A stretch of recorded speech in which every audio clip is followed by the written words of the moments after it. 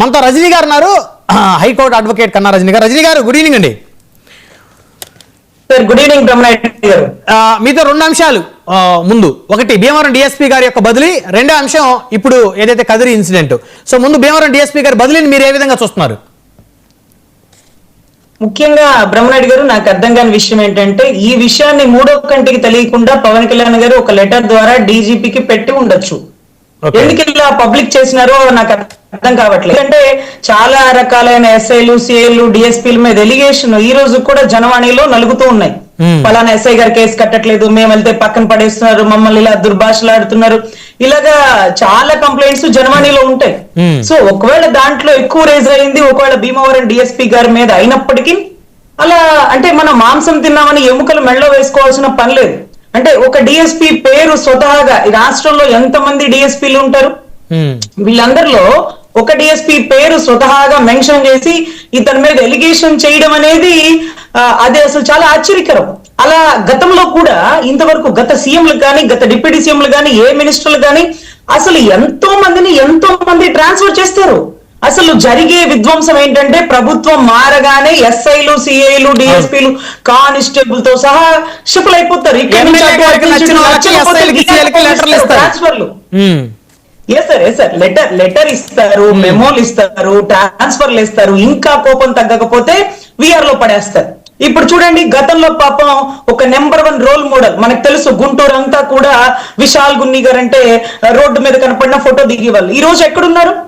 కానీ ఏ ముఖ్యమంత్రి కానీ, ఏ డిప్యూటీ సీఎం కానీ అతని మీద లెటర్ రాసి పక్కన పెట్టలా. ఏ ఎలిగేషన్ తో పక్కన పెట్టారు, ఏ కారణంలో ఎక్కడ డిస్ప్లే చేయలా. ఈ రోజు కూడా పక్కనే ఉన్నారు వాళ్ళు, విఆర్ లో ఉన్నారు.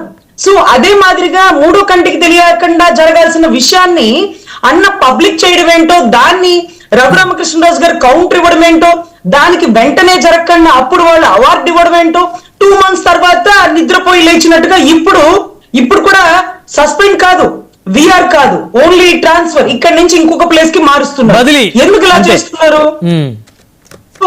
అంటే విధి విధానం రాజ్యాంగబద్ధమైన పదవిలో ఉన్నప్పుడు ఎవరిని వీళ్ళు దొంగ అని మనం అనే అధికారం చాలా లిమిటెడ్ గా ఉంటుంది. అంటే ఎవరు కూడా అలాగా బయటికి ఎక్స్ప్రెస్ చేయరు. సో ఇక్కడ ఎక్స్ప్రెస్ చేయడం అనేది జరిగింది. సో ఇతను కరెక్ట్ కాదు, ఇతను లంచాలు తీసుకున్నాడు, ఇతను సివిల్ డిస్ప్యూట్ లో ఉన్నాడు, ఇతను పేకాట్లు ఎంకరేజ్ చేస్తున్నారు. కానీ గ్రౌండ్ రిపోర్ట్ ఏమో అతనేమో చాలా మంచోడు, అతను ఎక్కడెక్కడ పేకాట్లని ఆపింది అతని మీద చాలా మంచి పేరు ఉంది, అలాంటి వ్యక్తి మీద పవన్ కళ్యాణ్ గారు ఏంటి ఇలా అన్నారు అంటూ కొంతవరకు సలహాలు ఇస్తున్నారు. అరే మాకు తెలియదే, నిజంగానా? అవును, చాలా వరకు భీమవరంలో కంట్రోల్ చేసింది అతను చాలా సిన్సియర్ గా ఉంటారు, అతని మీద పబ్లిక్ గా అలిగేషన్ చేసినారు పవన్ కళ్యాణ్ గారు అంటూ చాలా మంది డిపార్ట్మెంటల్ వాళ్ళు ఇంకొకళ్ళు నన్ను అడిగినారు. నేను అన్నాను, ఒకవేళ అన్నకి ఒకవేళ చాలా ఎలిగేషన్స్ ఇతని మీద వచ్చుంటే అన్నిలా బయటపడాల్సిన పని లేదు కదా. ఒక్క మాట డీజీపీ లెటర్ కొట్టినా, ఫోన్ చేసినా, లేకపోతే హోమ్ మినిస్టర్ గారితో మాట్లాడినా ఇమీడియట్ గా అయిపోయే విషయాన్ని పబ్లిక్ ఎందుకు చేసినారో ఈ రోజుకి ఒక సందిగ్ధమైనటువంటి ప్రశ్న. మరి దాని ఆన్సర్ అయితే నాకు తెలియదు. ఇంకొకటి కదిరి ఇన్సిడెంట్ చెప్పినారు. సో కదిరి ఇన్సిడెంట్ లో అతని పేరు ఏంటండి? బాబు పేరు అజయ్. ఆ తర్వాత అమర్ అని అక్కడ ఎంపీటీసీతో మీరు మాట్లాడినది మేము విన్నాం సార్. సో ఇక్కడ ఎలా ఉందంటే సార్, అతనేమి వీప్ మీద ఏమైనా టాటూ వేసుకున్నాడా, గుండెల మీద వేసుకున్నాడా, చేతి మీద వేసుకున్నాడా అనేది మనం తెలుసుకోవాలి. ఎందుకంటే చేతి మీద టాటూ వేయించుకుని ఉంటే గౌరవ పోలి వారికి తెలిసి ఉండేది ఇతను పవన్ కళ్యాణ్ అభిమాని. ఇంకా సాహిబ్ గారు చెప్తున్నారు, పల్లెటూర్లలో కానీ ఎక్కడ కానీ ఏ కార్యకర్త ఆ పనే చేస్తుంటాడు, ఆ పార్టీకే చేస్తుంటాడు, మిగతా అది చెయ్యరు అని. అది నాయకులకండి, అది నాయకులకి, మీలాంటి వాళ్ళకు నాలాంటి వాళ్ళకు నాయకులకి, కార్యకర్తలకు అలా ఉండదండి. వాళ్ళు పల్లెటూరులో హిందువులైనా క్రిస్టియన్స్ పండుగ చేసుకుంటారు, క్రిస్టియన్స్ అయినా హిందూ పండుగ చేసుకుంటారు. అందరూ చంద్రబాబు గారి పుట్టినరోజుకి భోజనాలు పెడితే వచ్చేస్తారు, పవన్ కళ్యాణ్ గారి కేక్ కటింగ్ వచ్చేస్తారు. వైసీపీ, జనసేన, టీడీపీ గ్రౌండ్ లెవెల్లో పిల్లలకు ఉండదు సార్. అది 21, 22 లోపు పిల్లలకి ఎక్కడో ఒక మూల ఉంటుంది, కానీ అందరికీ ఉండదు. ఏదో కేక్ కటింగ్ అంటే పోయినాడు, అతను జనసేన వైసీపీ అయినా తీసేయండి, ఈవెన్ ఎంతో వైసీపీ వాడైనా సరే అతను చేసిన తప్పుకి చట్టాలు కదా శిక్ష వేయాలి. మీరేమన్నా అంకుశం సినిమాలో రాజశేఖర్లు అనుకున్నారా? నటి రోడ్ల మీద రామిరెడ్డిని తీసుకెళ్ళడానికి చట్టాలు మీ చేతుల్లో తీసుకుంటారా? అది ఎంత తప్పు తెలుసా? మర్డర్ చేసేవాడు కూడా ముసుకెందుకు వేస్తారు? పిచ్చి పట్టి కాదు, చట్టాలు అలా ఉన్నాయి. వాడు తెలిసి చేశాడా, తెలియక చేశాడా, వాడు సభ్య సమాజంలో వెళ్ళినప్పుడు బతకద్దా? వాడు బతకద్దా? మీరు ఈ మాదిరిగా వాడిని నడి రోడ్డు మీద నడవలేక కాళ్లతో కుళ్ళ పొడి చేసి మీరు తీసుకొని వెళ్తుంటే, ఇప్పుడు నడవలేక నడుచుకొస్తుంటే జనాలు చూసి అరే వీడు కడుపుతున్న దాన్ని కొట్టినాడరా, వీడు బతికేనా, ఇలాంటి తల్లిదండ్రులని కన్నా వాళ్ళు ఒక జన్మేనా, వీడికి అక్క చెల్లెలు లేరా అని 4 మాటలు అంటే వాడు ఏదైనా ఊరేసుకొని చేస్తే ప్రభుత్వాలు రాజీనామా చేస్తాయా సార్? అరెస్ట్ చేసిన వాళ్ళు హోమ్ మినిస్టర్ రాజీనామా చేస్తారా సార్? తప్పు కదా సార్ అది. సార్ చట్టాలు మన చేతిలో ఉన్న గంజాయి దగ్గర గట్టిగా మాట్లాడాల్సి ఉంటుంది. ఢిల్లీ నుంచి హ్యూమన్ రైట్స్ వాళ్ళు మాకు లెటర్లు పెట్టినారు. ఏం తల్లి చట్టాలని తెలంగాణ అంతా గుమ్మెత్తు పోస్తావే, ఏమి రాష్ట్రంలో నడి రోడ్డు మీద కొడతంటే ఏం చేస్తున్నావు అని. సార్ వాళ్ళు గంజాయి తాగి విచ్చలవిడిగా చేస్తున్నాడు సార్, పోలీస్ కానిస్టేబుల్ మీద తిరగబడినారు సార్. అలాంటి వాళ్ళకి ఏం చేస్తారు సార్ అంటే, గంజాయి సప్లై చేసింది ఎవరు, దాన్ని కొమ్ము కాసిన నాయకులు ఎవరు, దాన్ని పండిస్తున్న పంట ఎవరు, వాళ్ళని ఏం చేయరా మీరు? మీరు పేదవాళ్ళ మీద మీ వీర ప్రతాపాలు చూపిస్తారా అంటూ చట్టాలు నిలదీస్తుంటే, లేదు సార్ ఇంకొకసారి రిపీట్ అవ్వలేండి, ఏదో తెలుసో తెలియకో జరిగింది అనుకున్నాం. నటి రోడ్డు మీద నడిపించుకోవడం ఏంటివి? వాడు మంచోళ్ళని నేను చెప్పను, కానీ చట్టాలు ఉన్నాయి కదా, దానికి లోబడి ఉండాలి కదా. మన సీఎం అయితే డిప్యూటీ సీఎం అయితే ఎవరికి ఎక్కువ? రాజ్యాంగంలో అన్ని ఒకటే. రాజ్యాంగబద్ధమైన పదవిలో ఉన్నప్పుడు ఎటువంటి తప్పుని సిఫార్సు చేయకూడదు. మోడీ గారు సైతం తీసి ఓన్లీ యోగి ఆదిత్యనాథ్ ఎన్కౌంటర్ చేసేస్తా, కానీ ఎన్కౌంటర్ కరెక్ట్ అని ఎక్కడ తప్పట్లు చెప్పడు. 3వ కంటికి తెలియకుండా పోలీసుల మీద దాడి చేశారు, పెన్ను దాడి చేసినారు, కాల్చిపడదొబ్బాం అంటే. అంతేగాని ఎన్కౌంటర్ కరెక్ట్ నేను అలా చేశానని చెప్పడు. Encounter correct అన్నోడు శిక్షార్హుడు. ఎన్కౌంటర్లు తప్పు అలా చేయకూడదు అంటూ హ్యూమన్ రైట్స్, మానవ హక్కులు, సుప్రీంకోర్టు చట్టాలు చెప్పి కాల్చి పడేస్తాం, తేల్చేస్తాం అనే మాటలు రాజ్యాంగబద్ధ పదవిలో ఉన్నప్పుడు మనం అసలు మాట్లాడకూడదు. చాలా ఒళ్ళు దగ్గర పెట్టుకుని మాట్లాడాలా. మనం ఒక పొజిషన్ లో ఉన్నాం, మనం చట్టాలని చచ్చినట్టు గౌరవించాల్సిందే. ఎందుకంటే భారతదేశంలో ఉన్నాం కాబట్టి మనకి నచ్చొచ్చు నచ్చకపోవచ్చు.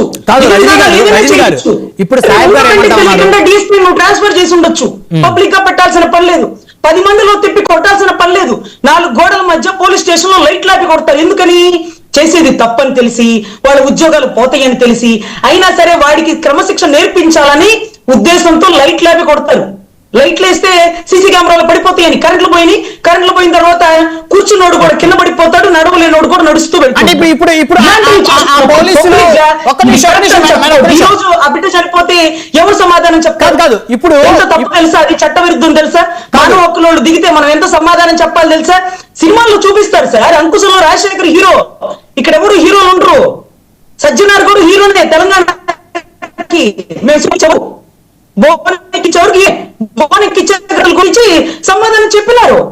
సో చాలా జాగ్రత్తగా ఉండాలి సార్. ఇది రాజకీయాలకు అతీతంగా న్యాయవాదిగా, ఒక మానవ హక్కుల దాంట్లో పనిచేసిన అమ్మాయిగా చెప్తున్నాను, చాలా జాగ్రత్తగా ఉండాలి. రాష్ట్రం ఇప్పటికి 4-5 ఎలిగేషన్స్ సుప్రీంకోర్టు వాళ్ళ దాకా, మానవ హక్కుల దాకా పోయి ఉన్నాయని మా దృష్టికి వచ్చింది సార్. ఇప్పుడు అంటే కదిరి ఇన్సిడెంట్ తప్పంటారా మీరు? అంటే ఆ పిల్లవాడిని పోలీసులు అరెస్ట్ చేయడం తప్పంటారా? సార్ పిల్లవాడిని అరెస్ట్ చేయొచ్చు, పిల్లవాడి మీద కేసులు పెట్టొచ్చు, కొన్ని పెట్టకూడని కేసులు పెడితే కోర్టుకెళ్ళి వెనక్కి తీపించొచ్చు. అతను వైసీపీ అయినా అరెస్ట్ చేయొచ్చు, జనసేన అయినా అరెస్ట్ చేయొచ్చు, టీడీపీ అయినా అరెస్ట్ చేయొచ్చు. కానీ నడి రోడ్డు మీద మన హీరోయిజం చూపించడానికి కోసం అలా నడిపించకూడదు. ముసుగులు వేసేది ఎందుకు? ముసుగులు చూపించి నడిపించడానికి మీకు ఎవరిచ్చినారు ఈ హక్కులు అని మేము అడుగుతున్నాం సార్. అక్కడ కూడా తెనాల్లో కూడా కొట్టడం తప్పు సార్, అలా చేయకూడదు సార్. 16-17 ఏళ్ళ పిల్లోడు గంజాయి ఇస్తే, బ్రహ్మరెడ్డి గారు మీరైనా గంజాయి ఇస్తే ఎగురుతారు తెలుసా అండి? ఆ మత్తులో మనం ఏం చేస్తాం? మనకి పిల్లల్ని ఇలాగ దారి మళ్లిస్తున్న వ్యవస్థ ఎవరిది? ఎవరు నడిపిస్తున్నారు? ఎవరు సప్లై చేస్తున్నారు? ఇది